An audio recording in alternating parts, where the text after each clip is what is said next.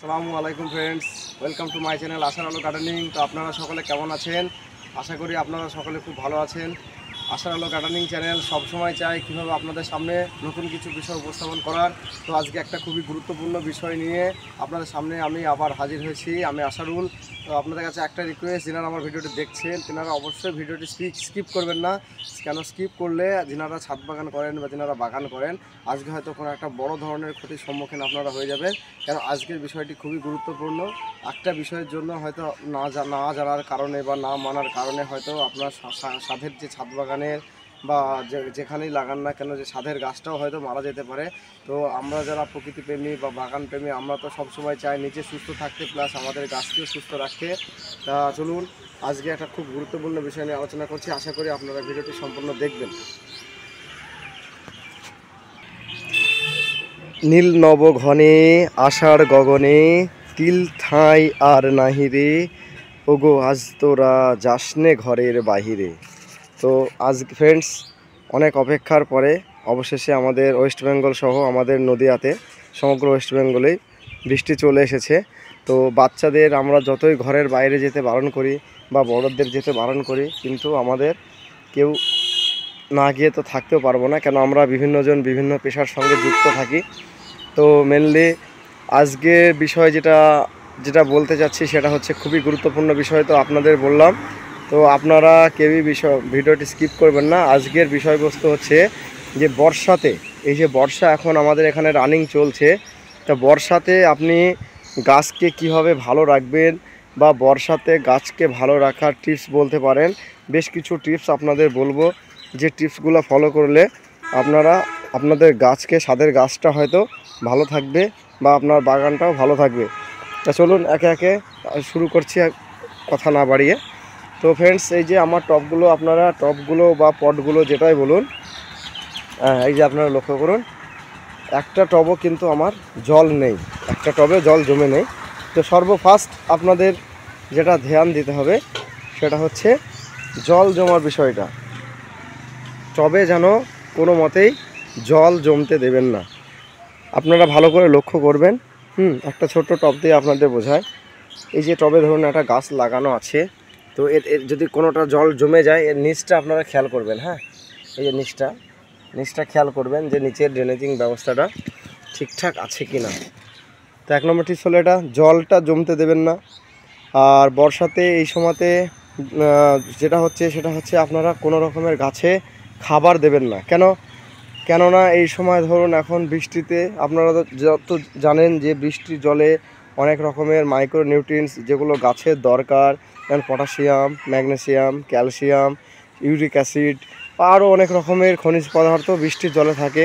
তো বৃষ্টির জলের জন্য কি হয়, গাছ নিজেই সেগুলো গ্রহণ করে এবং গাছের গ্রোথটা খুব ভালো হয়।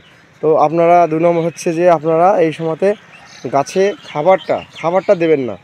আর ওই যে টবের নিচে আপনাদের যেভাবে আমি দেখালাম আগে, ওই যে টবের নিচে দিয়ে যদি কোনো গাছের শিকড় দেখবেন বার হয়ে যায় বা সেখান থেকে শিকড় বেরিয়ে হয়তো জল নিকাশি ব্যবস্থাটাকে, আপনার ড্রেনেজিং সিস্টেমটাকে একটু নষ্ট করে দেয়, তাহলে কি করবেন, আপনারা ওই শিকড়টা কেটে দিয়ে একটা স্ক্রুড্রাইভার বা একটা সরু কোনো রড দিয়ে জায়গাটা খুঁচিয়ে দেবেন এবং ওই যে শিকড়টা কাটলেন ওখানে একটু ফাঙ্গিসাইডের পেস্ট লাগিয়ে দেবেন, তাহলে গাছে কোনো ফাঙ্গাসের আক্রমণ হবে না।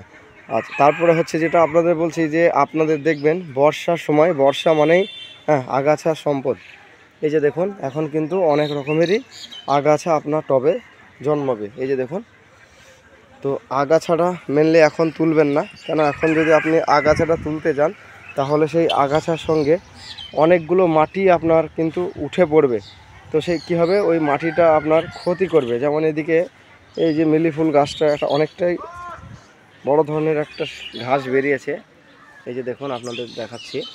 কিন্তু আগাছাটা এখন তুলব না, কেন এখন যদি আগাছাটা তুলতে যাই তাহলে কি হবে, ওর সঙ্গে অনেকটাই মাটি চলে আসবে, তো সেটা অনেকটা গাছের ক্ষতি হবে। আর একটা বিষয় যেটা হচ্ছে, এই যে বর্ষার সময়তে এখন মেনলি যখন আপনারা দেখবেন যে বৃষ্টিটা হয়তো ছেড়ে যাবে, তো গাছে একটু নিয়ম করে পারলে আপনারা হয়তো একদিন ফাঙ্গিসাইড দিলেন, সেখানে আপনি সাপ, ব্যাবিস্টিন বা ব্লাইটক্স যেটাই আপনাদের কাছে থাকে বা আপনাদের মনে হয় সাধ্যের ভিতরে, তো একটা ফাঙ্গিসাইড গাছে দেবেন হয়তো সপ্তাহে একদিন।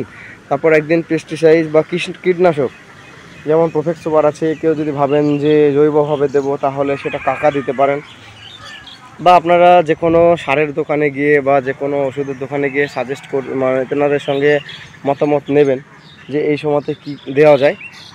তো এই বিষয়গুলোর দিকে আপনারা ধ্যান রাখবেন।